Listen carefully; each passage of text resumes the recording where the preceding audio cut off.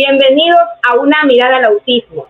Les saluda Jessica Bedoya, miembro de la Fundación Sendero Azul, transmitiendo desde Guayaquil, Ecuador, por el canal RBP TV Digital.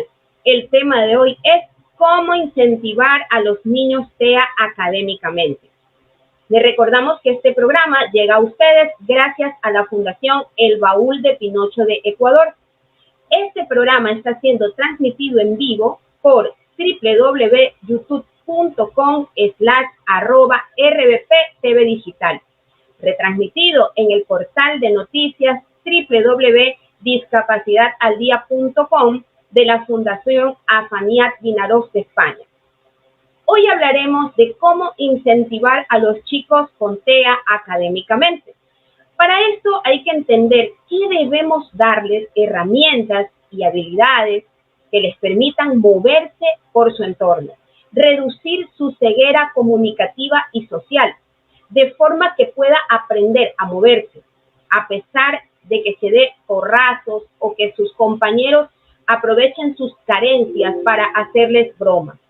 Debemos tener claro que el mayor logro académico de un niño con autismo no es que saque notas de honor en matemáticas o en lo que sea. Su mayor logro es tener amigos. Pero hoy no hablaremos de cómo hacer amigos, sino de darles la oportunidad de desarrollar sus potencialidades, aprender nuevas formas de ver el mundo, de resolver problemas, ya que es evidente y está más que demostrado que la mayor forma de facilitar los aprendizajes de cualquier habilidad, ya sean habilidades comunicativas, sociales o académicas, es a través de la motivación. Hoy nos enseñarán cómo ayudarlos a aprender mejor, usar las técnicas necesarias, etcétera, para poder conseguir que su proceso de aprendizaje sea agradable y motivado. Para esto hemos invitado a Giovanna Medina. Ella es psicóloga clínica y máster en terapia familiar, directora de Psiconova y PsicoKick. Ella brinda atención a niños, adolescentes y familias con miembros con trastorno del desarrollo, dificultades de aprendizaje, depresión y ansiedad. Tiene experiencia como docente en la UNEMI, Universidad Laica y Universidad de Guayaquil, docente de la maestría de Psicología con mención en Neuropsicología del Aprendizaje. Tiene certificaciones en disciplina positiva en familia. Bienvenida, Giovanna, a nuestro programa Una Mirada al Autismo. Gracias por estar aquí. Hola, ¿qué tal? Bueno, les agradezco muchísimo la invitación y bueno, vamos a hablar de un tema que es súper importante y válido para todos los papitos que tenemos niños con necesidades educativas, con autismo, en esta época que ya hemos ingresado al proceso escolar. Así es, Giovanna, es un tema muy importante. Dime algo, ¿todos los niños con TEA pueden aprender lo que se les enseña en el aula escolar? A ver, todos los seres humanos podemos aprender siempre y cuando tengamos las contingencias necesarias, las metodologías y las estrategias, pero también algo que hay que tomar en cuenta que en algún momento también en el encuentro que tuvimos de profesionales, cuando estuvimos pues en el mes del autismo, que estaba una gama de profesionales, también como padres debemos de saber diferenciar quienes sí están preparados para un proceso de escolaridad. Eso es lo que a veces es lo primero que debemos de tener en cuenta, lo primero que hay que partir, porque todos los niños tienen derecho a una educación, porque así lo dicen los derechos de los niños, pero también recordemos que nuestros chicos tienen que ir con ciertas habilidades. Entonces, si no tienen estas habilidades, y también sabemos que en el autismo pues hay niveles de funcionalidad, eso también como padres debemos de tenerlo claro y tenemos que definir qué tanto este proceso de escolaridad yo lo quiero hacer, obviamente para que él aprenda, pero como tú decías, a lo mejor él primero necesita aprender una estructura escolar, necesita aprender esta gestión de trabajar en grupo. Entonces ahí nuestros objetivos de aprendizaje estarían más enfocados en eso y después comenzaríamos a trabajar la parte de contenidos cognitivos. Entonces, por eso es súper importante igual hacer como que una evaluación de muchos elementos para poder saber con qué vamos a empezar en este proceso académico, pero de ahí acuérdense que nuestros hijos aprenden muchas áreas, aprenden autonomía, a socializar, aprenden a seguir una instrucción y como sabemos la escuela es el subsistema donde aprendemos normativas sociales fuera del contexto familiar. Entonces el aprendizaje está en cada experiencia educativa, incluso desde que llegas a la escuela, ya ellos están en un proceso de aprendizaje. Cuando a mí me contactan los padres, ellos me dicen, uy, ya mi hijo se está pasando y todavía no lo ha inscrito. Ellos se preocupan más a veces por la edad, ¿no? Que no llegue a ser el mismo con la escolaridad, pues, ¿no? Y el grado.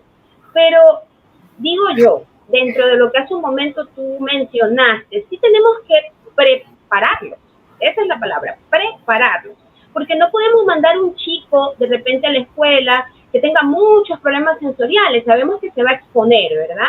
Y también, si no hemos creado esa rutina, pues no sería lo conveniente esperar, te pregunto. Claro, a eso es lo que me refiero. Yo creo que desde los ideales y las creencias que tenemos como padres, yo lo que siempre le digo a los papás es que primero debemos de conocer bien qué habilidades tiene mi hijo, qué cosas ha desarrollado para poder ir a un contexto escolar. Porque a veces como papás tenemos este ideal y está la edad y decimos, no, es que ya va para 6 años, entonces ya tiene que entrar a un proceso de escolaridad. No, es que va para 7 años y ya tiene que entrar a un proceso de escolaridad. Pero si él todavía, por ejemplo, no tiene permanencia en silla, tiene graves problemas sensoriales, es decir, hay mucha hipersensibilidad auditiva, problemas conductuales, por ejemplo, un niño que ante una demanda, pues su reacción es, obviamente hay una falta de estructura de conducta y puede pegar y no se controla también por elementos sensoriales. Primero hay que trabajar en eso para poder ir a un contexto escolar, porque recuerden que en nuestro país, aunque tenemos normativas, hay leyes, las instituciones educativas igual nos piden un número de conductas adecuadas para que ellos puedan entrar a un proceso de escolaridad. Por ejemplo, si a los niños neurotípicos le piden a los 3 años que para ir a un maternal ya deben de haber dejado el pañal, ¿ya?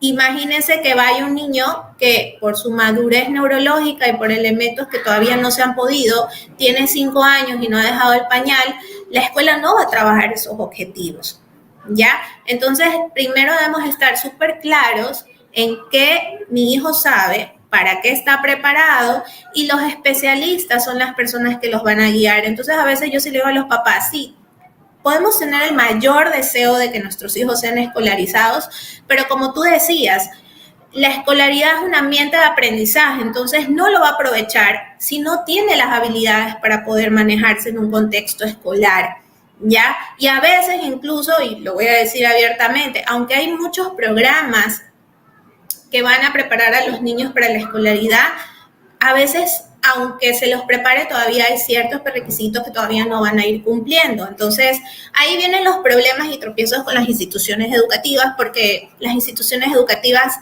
no van a hacer ciertos objetivos que son de un proceso de edades tempranas, como dejar el pañal, o que el niño no se pone los zapatos, ellos no van a ponerle el zapato, que el niño no come solo en la escuela. No va a haber esa atención personalizada para que el niño en la hora de lunch yo lo voy a ayudar, porque recordemos que en la escuela hay el niño con necesidad educativa, pero tengo, dependiendo del número de estudiantes que hay en esa institución, puedo tener 20 estudiantes, entonces no va a haber esa personalización, ¿no? Y como decimos, no todas las familias tienen para una tutora sombra, y en la actualidad hay muchas instituciones educativas que ya no están aceptando la tutora sombra, que es otro desafío al que nos estamos enfrentando también. Entonces, yo creo que lo primero, para poder hablar de incentivar académicamente a un niño con TEA, es si mi hijo tiene las habilidades académicas para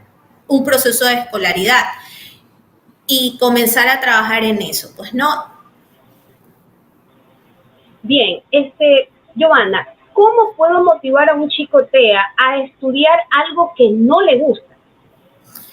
Ya, bueno, primero hay que entender que por algo nosotros tenemos a nivel de educación especial, tenemos lo que son los currículums diferenciados, entonces es algo que yo también trabajo mucho con los papis, porque a nivel académico muchas instituciones educativas aceptan a los chicos, pero no han hecho una evaluación pedagógica previa, es decir, no tienen este conocimiento de qué es lo que este chico sí va a poder ver dentro del currículum, y el mismo Ministerio de Educación te dice qué contenidos son esenciales y cuáles no son esenciales dentro del proceso académico.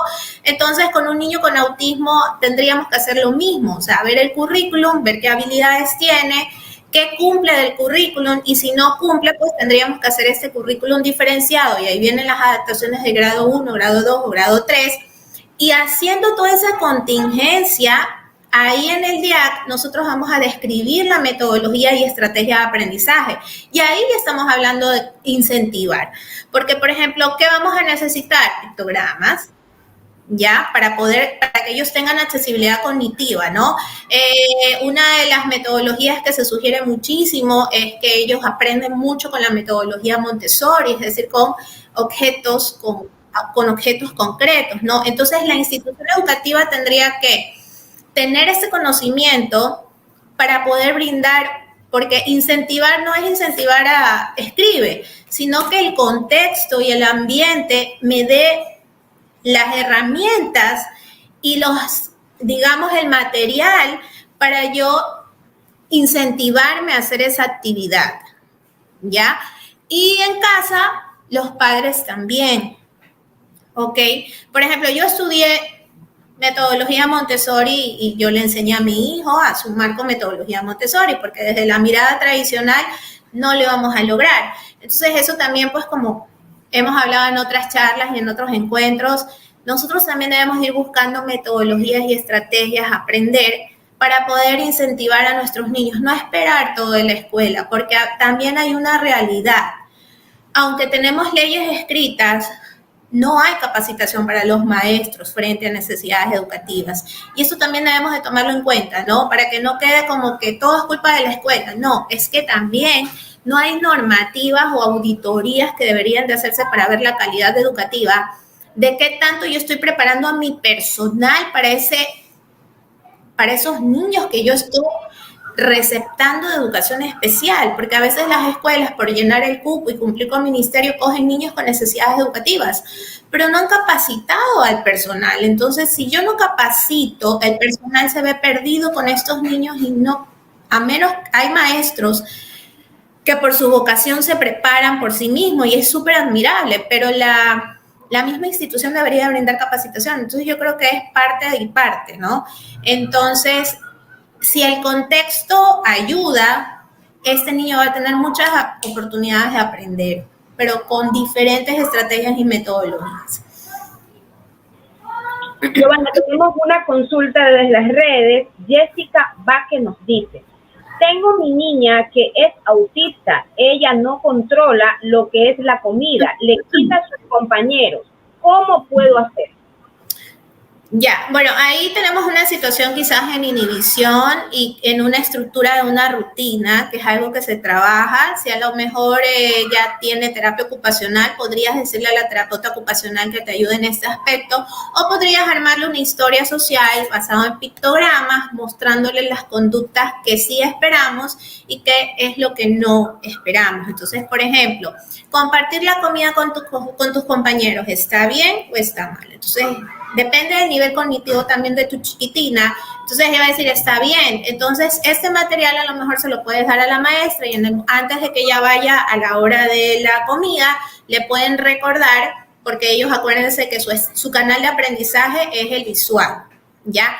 Entonces así te antecedes a eso que vaya a pasar, y igual la maestra tendría que estar cerca un poquito como para ir estructurando esta conducta que ella todavía no la tiene desarrollada desde grupo social, pues, ¿no? Giovanna, las agendas que anticipen las actividades académicas son importantes. ¿Cómo se pueden hacer? Ya, el método Teach, que es una enseñanza estructurada, que es de Estados Unidos, de la Universidad de Carolina del Norte, es una de las metodologías más efectivas para utilizar en instituciones educativas.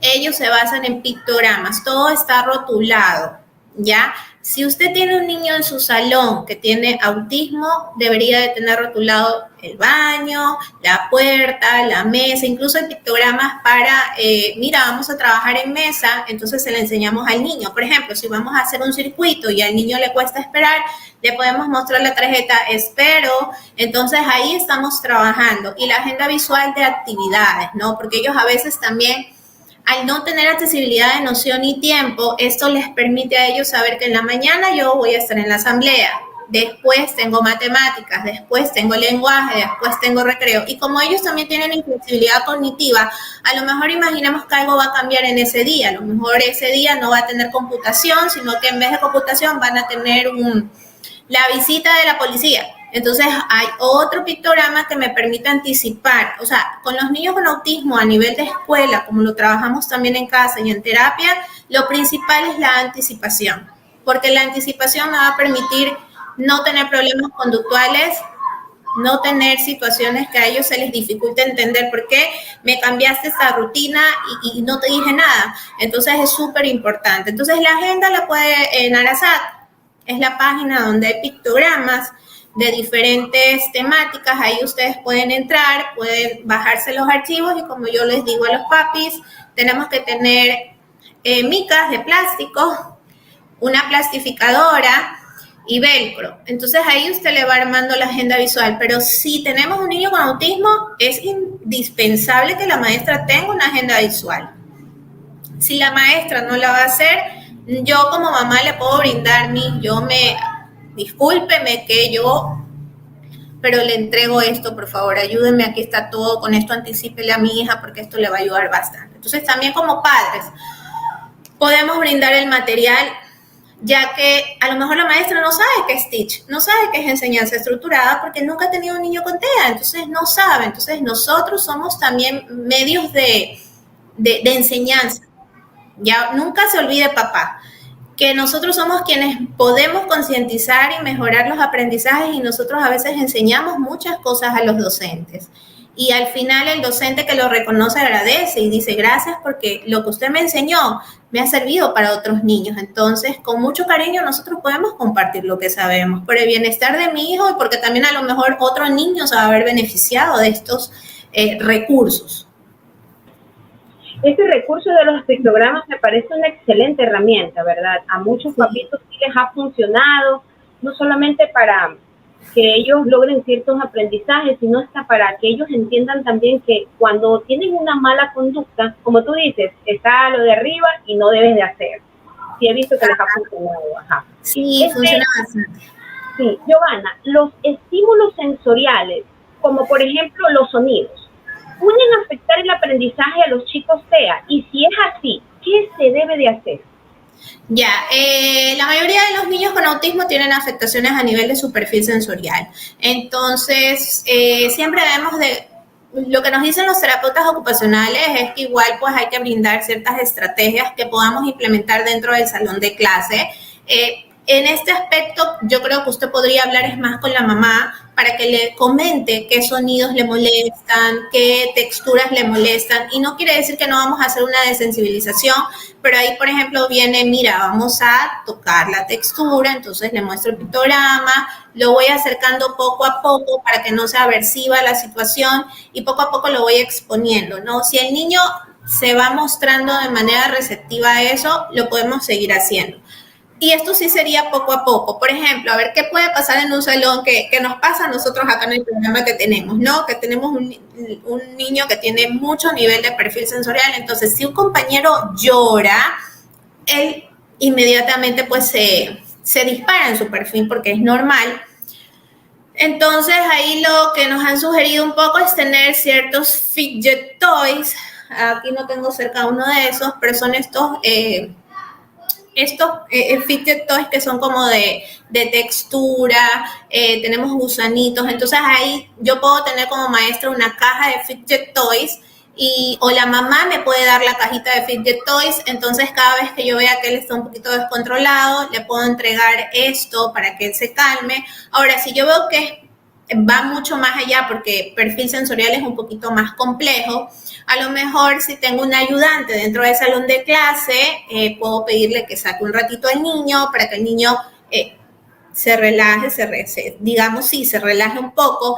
Algo que también, bueno, les voy a decir todo lo que nos dicen los terapeutas ocupacionales. Está el tema del fidget toy, está la pelota bobat también, ¿ya? Una pelota que es las pelotas que les llaman las pelotas de pilates. Entonces también podemos tener eso para regular sistema, alguna situación de perfil vestibular. Otra cosa que nos han sugerido y depende de su niño, y por eso yo digo que hay que observar mucho a nuestro estudiante, es que también pueden ser muy receptivos a los olores. Entonces, esencia de lavanda, todo eso le puede servir. Pero algo que deben de aprender los maestros a diferenciar también son las crisis propias sensoriales de las conductuales. Porque a veces, si no conocemos esas diferencias, una crisis sensorial, yo puedo creer que es una crisis conductual y en vez de ayudar al niño a regular, puedo quizás hacer una intervención de tipo conductual, entonces va a ser peor. Por eso es importante que usted pueda conversar con el equipo de terapeutas en el caso de que su niño tenga esa accesibilidad de tener un equipo terapéutico para conocer y decirle, cuénteme cómo es mi niño, qué cosas pueden disparar su conducta, qué cosas no son conductas, sino son elementos sensoriales. Yo pienso que esto es lo primero que debería hacer una institución en el momento que acepta un niño. O sea, decir, mira, vamos a aceptar a tu chiqui, pero yo necesito reunirme con el equipo de terapeutas para que nos den a conocer cómo es él, desde las diferentes terapias o el profesional encargado del caso. Bueno, sí, no, tal como tú mencionas, es muy importante que como padres seamos comunicativos. Apenas sí. Ya nuestro hijo pues se integre, ¿no? Yo cada año hago eso, me reúno con los profesores y les indico pues cuáles son los problemas sensoriales de Mauro y como, bueno, en el caso de él es verbal, él les comunica, no estoy bien, puedo salir unos minutos y ellos le permiten salir a regularse. En el caso de los más pequeños, ¿qué se podría hacer? Que el profesor identifique. Sí, claro, en el caso de los más pequeños ya en el día a día ir identificando, ¿no? En los más pequeños también tenemos el tema de que no son verbales, entonces ahí es un poquito más complejo porque él puede estar llorando por un sonido que le está molestando y nosotros podemos estar, pero cálmate, cuando realmente no es un tema emocional, sino que es un tema de hipersensibilidad auditiva. Entonces por eso es importante conocer cuáles son las afectaciones de perfil sensorial que tiene un niño. ¿Ya? Y eso se lo va a decir el profesional de terapia ocupacional o la misma mamá, porque las madres sabemos mucho de nuestros chiquitos. Entonces, yo siempre digo, tiene que conversar con los principales cuidadores para que le den. Y mire, como yo he dicho en otras charlas, la madre tiene muchas estrategias. De ellas aprendemos y ellas nos pueden dar algunas estrategias. Con los más chiquitos siempre es importante igual antecedernos, pues no.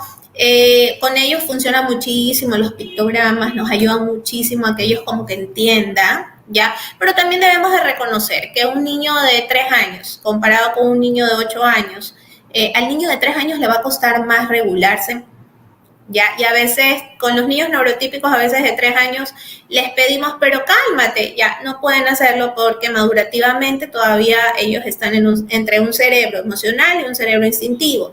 Entonces, ya a los 8 años ya hemos crecido un poquito más, entonces ya la parte prefrontal está un poquito más madura. No quiere decir que no tienen alguna crisis, pero ya nos entienden más y ya tienen mayor regulación.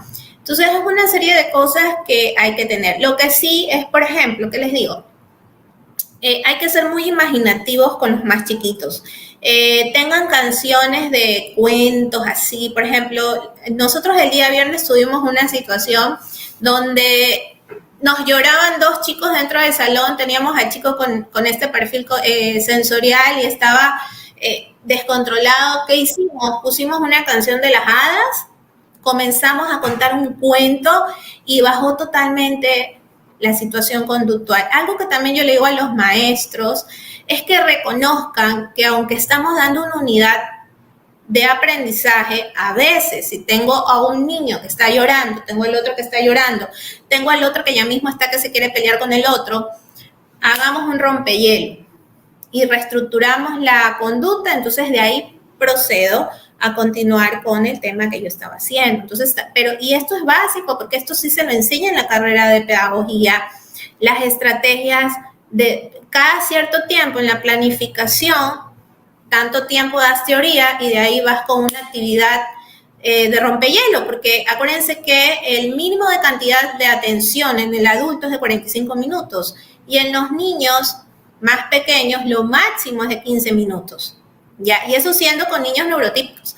Los niños con autismo, en cambio, pierden muy fácilmente la atención. Entonces, estas actividades lo reencuadran. Tenemos una pregunta de las redes. Claudia nos dice, ¿y cómo ayudarlos para que académicamente se interesen de temas que no les gustan? Ya, ahí, dependiendo de la edad que tengan, sería muy bueno ver su estilo de aprendizaje. Aparte de que sean visuales, que ese ya está de cajón, a lo mejor algunos son más hiperkinéticos, otros más son de auditivos. Entonces, eso yo siempre digo que en una institución educativa, lo primero que deberíamos hacer cuando entran, aparte de hacer una prueba diagnóstica, deberíamos hacer una prueba de estilos de aprendizaje. Y de hecho, el Ministerio de Educación tiene una y también ahí mira el perfil sensorial, que esa lo utilizamos acá. Y que me pareció muy interesante porque ahí preguntan todo, que si al niño le molesta el sonido y todo, y es con los papás, ojo, y es del ministerio, ¿ya? O sea que no quiere decir que no hay, a ver, hay cosas que no se dan y los tenemos que decir así, pero hay cosas que sí nos han brindado y nos están brindando, ¿ya? Pero por alguna razón no se llevan. Y sí hay incluso un protocolo de adaptaciones y de las diferentes necesidades educativas y estrategias que podemos hacer. Y está en la página del Ministerio de Educación, ¿ya? Entonces, ¿cómo incentivarlos? Hay que buscar la metodología. Ya, por ejemplo, imaginemos que ellos son más de experimentos. Entonces, a lo mejor si el ciclo de la vida es diferente que lo veas en una ficha a que tú lo vivas y lo hagas como experimento, el ciclo de la vida de una plantita, ¿no? Ahora, también hay muchas situaciones de plataformas digitales que nos permiten hacer algunos videos. Y la mayoría de chicos grandes, por lo general, son muy de tecnología. Entonces, a lo mejor en vez de que él haga el experimento, porque a lo mejor él dice, no me gusta, pero mira, podemos hacer un video y a lo mejor él es muy bueno para la informática, entonces él se va a interesar. Entonces, ¿qué es lo que se sugiere? Hay que buscar la herramienta, la metodología. Entonces, hay chicos que son más tecnológicos, entonces yo trato de buscar algo más relacionado con la tecnología. Hay más ambientalistas, ¿no? Como lo dice la teoría de las inteligencias múltiples. Entonces, con él tengo que hacer experimentos. Acá le gustan las maquetas, entonces ellos tienen un buen pensamiento en 3D, entonces los vamos a hacer así. Pero esto nace de la institución y esto está escrito en el DIAC. Entonces, la evaluación inicial es la que nos va a guiar en el camino para este chico, ¿ya? Y ahora como tenemos 3 trimestres, cada trimestre reevaluamos el DIAC y vamos viendo qué voy a ir cambiando, ¿ok? Entonces, hay que incentivarlos desde lo que a ellos les gusta. Y esto a veces los profesores no lo entienden porque es normal, porque venimos de una metodología tradicional, fichas, ¿no? No, es que se tiene que aprender de memoria. Pero ya sabemos que el aprendizaje no es de memoria. El mismo Vygotsky decía, el aprendizaje tiene que ser experimental. Yo siempre digo que el niño aprende mientras el niño es aprende de manera activa, no es simplemente un espectador, sino que participa del aprendizaje, ¿ya? Entonces, con los niños con autismo, a ellos tenemos que hacerlos partícipes de su aprendizaje, porque si yo los voy a sentar y voy a dibujar el ciclo de la vida, no lo van a interiorizar. Pero si yo les digo y les pongo, mira, el ciclo de la vida se da de la siguiente manera, entonces primero plantamos, después ponemos la semillita y él va poniendo la semillita, entonces en 2 días vamos, mira cómo van haciendo y así ellos lo van a interiorizar mejor. Entonces, yo lo que digo es que más allá de incentivar, porque la motivación, ¿qué es la motivación? La motivación es una fuerza que nosotros tenemos, ¿ya? Entonces, no siempre el niño con autismo va a tener esas ganas de aprender eso de ahí desde una motivación intrínseca. Entonces, la motivación extrínseca, la que viene del ambiente, si tú me das mayores elementos lúdicos y materiales que sean más llamativos, porque recordemos que el aprendizaje viene por los sentidos. Entonces, yo por eso digo, la misma teoría de la sensación y percepción dice, color, tamaño y forma. A mejor imagen, mejor calidad de atención. Entonces, imaginemos que yo tengo un niño y le voy a mostrar un cuento de letras pequeñas y que no tiene casi imágenes, a un niño con autismo. Entonces, eso no lo va a incentivar. Pero si yo le presento un libro de texturas con imágenes grandes, que él lo pueda palpar desde los sentidos, porque nosotros primero receptamos desde el sentido, de ahí codificamos y de ahí evocamos y se convierte en pensamiento, ahí sí va a aprender. Entonces, yo también lo que le digo a los maestros es la calidad del material que usted le presente, no solamente a los niños con TEA, sino en general, es lo que va a llamar la atención de su estudiante. Y que cumpla estas características, siempre les digo, color, tamaño y forma. Giovanna, hace un momento mencionaste acerca de las evaluaciones. Es importante que los papitos sepan que existe UDAI, que el UDAI es la unidad de apoyo a la inclusión, la cual pues a veces los padres no conocen, que ahí hacen este tipo de evaluaciones psicopedagógicas. Es decir, apenas ellos inscriben a sus hijos, ¿verdad? Pueden acudir a UDAI y solicitar que le hagan esta evaluación para que luego se emite este informe. Y como tú mencionabas, en el informe viene detallado para los profesores las recomendaciones, para los padres y para la institución. Entonces, con este informe ya los profesores pueden tener un conocimiento de cómo trabajar con el niño y qué adaptación es la que ellos necesitan. ¿Estoy en lo correcto, verdad? Sí, hay un protocolo que está escrito y hay que irlo viendo porque hay la división de las necesidades educativas especiales y las que no están asociadas a una discapacidad. Las que están asociadas a una discapacidad sí pasan directamente a UDAI. Ahora, lo que ustedes tienen que tomar en cuenta es que, bueno, esto está escrito y como dice Jessica, es algo que debería hacerse. Ahora, como hay tanta población, la UDAI por lo general no coge todos los casos, ¿ya? Sino que digamos que son los casos que realmente tienen mayores áreas comprometidas. Pero sí la institución, en este caso el DESE, manda la información, la UDAI obviamente ya hace todo el proceso y sí se hace y es una evaluación súper completa. Yo las he visto y sí. Y ¿saben por qué a mí me parece que es mucho mejor que nazca la evaluación desde el mismo ministerio? Porque el proceso de seguimiento es mucho mejor, porque la UDAI compromete y la UDAI hace lo que dice el reglamento, ¿no? y sé que me imagino que debe ser así, es que la UDAI hace lo que tú dijiste, hablan con los maestros y cada 2 meses piden el DIAC para ver si están haciendo las adaptaciones, o también recuerden que las adaptaciones son flexibles. A lo mejor yo empiezo con una estrategia metodológica, pero me doy cuenta que no me sirve, entonces la puedo cambiar. Eso también hay que irlo viendo, eso nos dice el microcurrículum, que es flexible, ese ya lo lleva la institución, ¿ok? Eso también yo pienso que las instituciones deben de cambiar, o sea, como que no es que es la manera de estudiar, no, porque el microcurrículum lo haces tú como institución. Entonces hay mucha libertad de metodologías para enseñar, entonces sí sería bueno tener una mirada mucho más abierta acerca de esto. Claro, así es. Bueno, retomando las preguntas, los tiempos de aprendizaje para cada chico son distintos. ¿Cómo saber qué tiempo necesita cada chico para aprender? Los tiempos son diferentes, sí. Yo creo que esto lo va a determinar desde que son chiquitos y uno como papá se va a ir dando cuenta qué área del desarrollo ha demorado más. Ya, por ejemplo, yo les voy a hablar de mi ejemplo, ¿no? Mi hijo siempre fue muy bueno para el tema de mecánico, inteligencia mecánica. Él ha aprendido a sumar, ha aprendido a restar rápido, pero el lenguaje le ha costado mucho. Entonces, yo desde ahí me doy cuenta que su tiempo de aprendizaje en lenguaje es mucho más lento, ¿ya?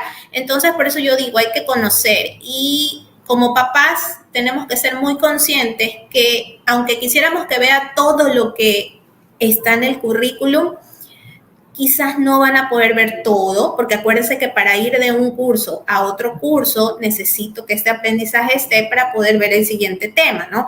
Por algo, en primero se hace el proceso del lector-escritor y en segundo ya entras a un dictado más profundo, pero necesitas que esto esté bien interiorizado para poder ir al currículum de segundo. Ya en segundo se trabaja mucha más pragmática, mucha más lectura comprensiva, pero es más corta, pero en tercero ya tú tienes que hacer más interpretaciones y contestar más preguntas. Entonces, si mi hijo todavía no lo ha logrado, porque acuérdense que el autismo es un trastorno del desarrollo, es porque quizás esa área del desarrollo hay que seguirla trabajando. Pero aquí viene lo que hablábamos al inicio, ser muy conscientes de que hay objetivos que se van a desarrollar más rápido, como otros que van a demorar.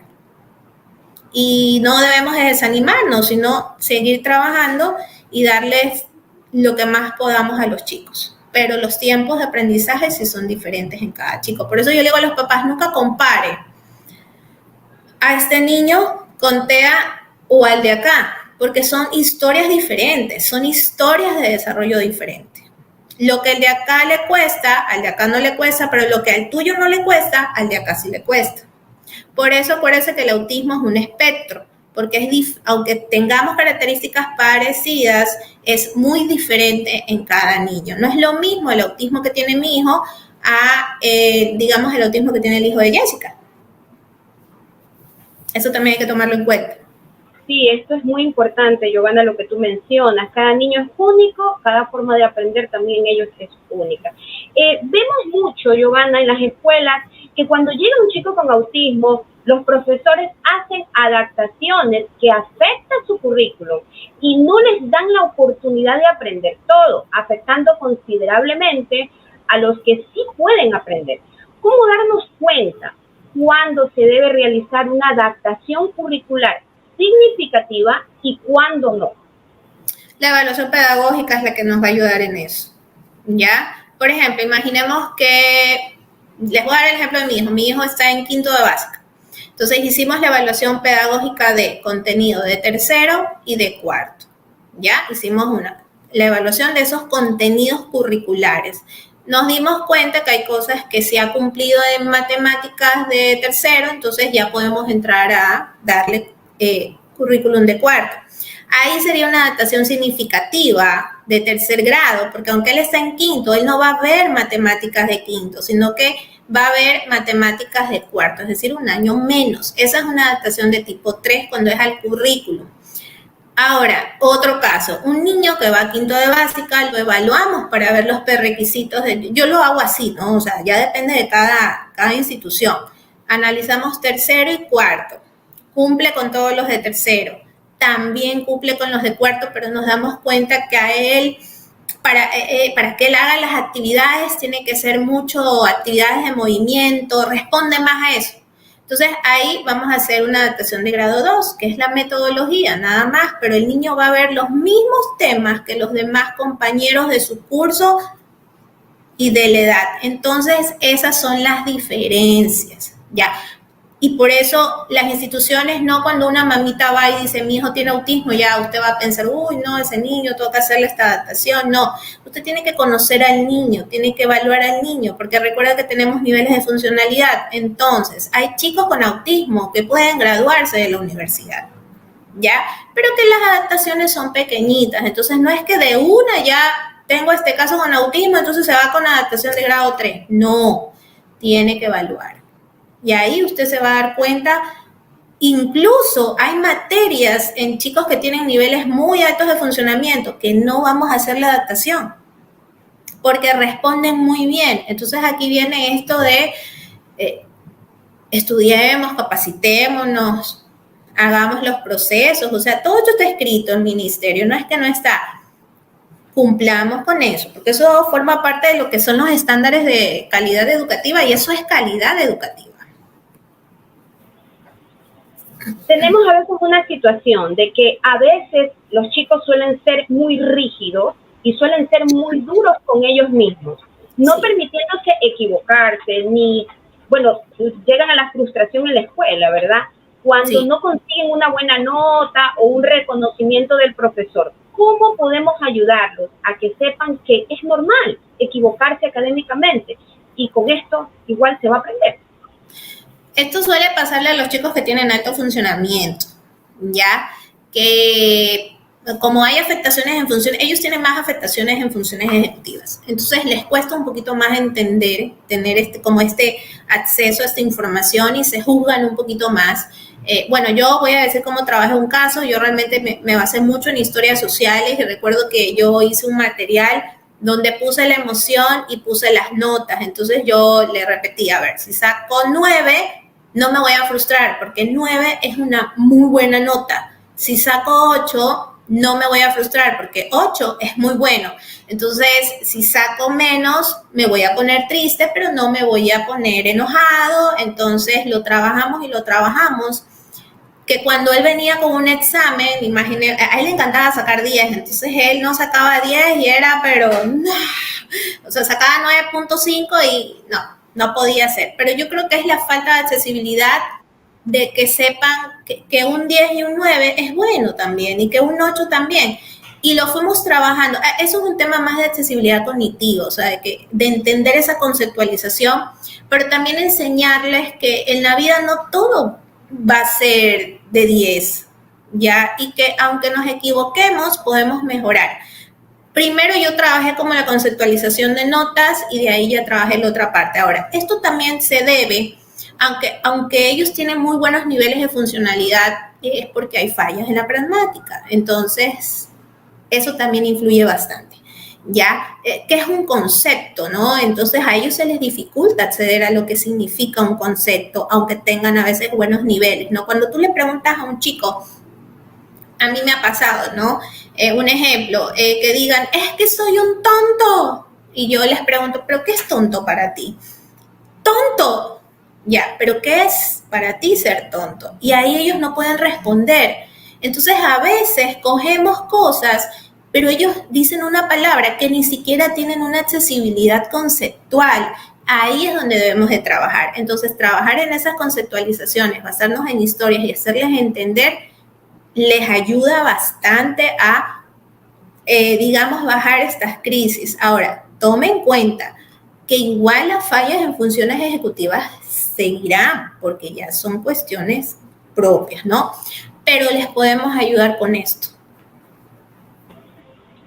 Bueno, tenemos un saludo de las redes, la señora Daisy Macías, saludos desde mi lindo Puerto Viejo, excelente programa.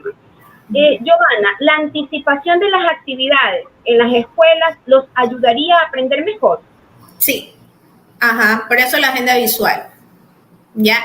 De hecho, lo que se recomienda también es, por ejemplo, cuando van a hacer exámenes, que si les puedan dar, digamos, los temas a los papás para anticipadamente comenzar a hacerlos a estudiar. Esto también ayuda muchísimo, ¿ya? Entonces, siempre antecederlos, ¿no? Ante cualquier cambio, porque cualquier situación que afecte su rutina pueden hacer que ellos tengan cambios a nivel conductual y emocional. Entonces, por eso están las metodologías y por eso sugerimos la agenda visual.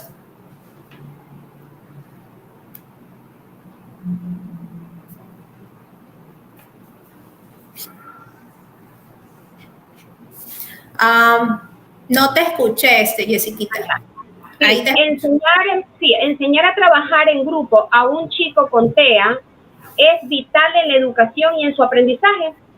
Sí, ajá, por eso es que cuando hablábamos con Daniel en la charla, incluso antes de una escolaridad, eso también hay que trabajarlo. Si el niño todavía no sabe normas sociales, no podemos mandarlo de una a la escolaridad, porque es lo que pasa a veces con los niños, ¿no?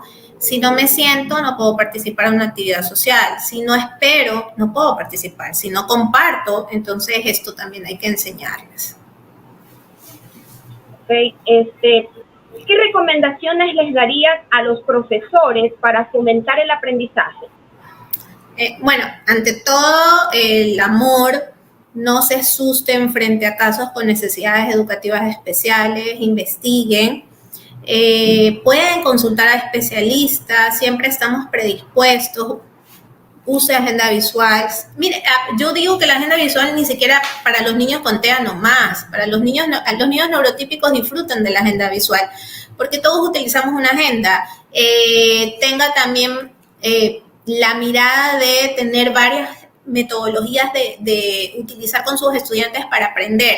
No se olvide de hacer una evaluación pedagógica, converse con los padres de familia del niño para conocerlo. Primero usted tiene que conocer a su paciente, ¿no? A su estudiante. Ayúdelo a que pueda generar habilidades sociales, ¿no? Y cree primeramente un vínculo, porque ellos con vínculos se entregan totalmente, pero si no vinculan, ellos van a ser muy recelosos de darse, ¿ya?